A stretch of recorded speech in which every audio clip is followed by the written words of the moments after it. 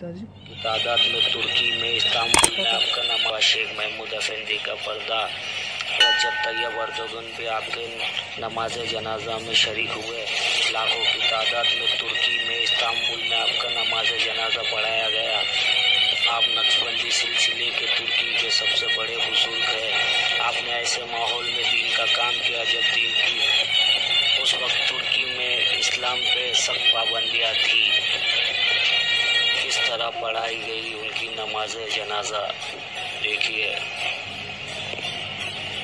इस वीडियो को ज़्यादा से ज़्यादा शेयर करें, लाइक करें, कमेंट करें और सवाब हासिल करें। आप भी सवाब हासिल करें और शेख महमूद अफेंदी की शान में फातिहा खानी करें।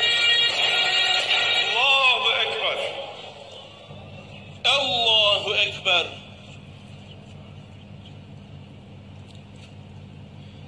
अल्लाहु अकबर।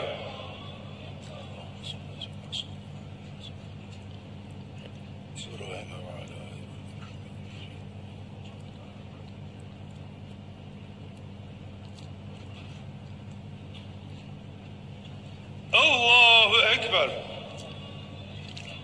اللهم اغفر لحينا وميتنا اللهم من أحييت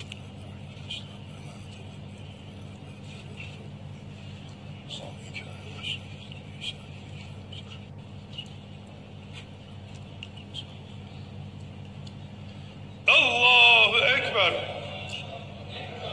السلام عليكم ورحمة الله.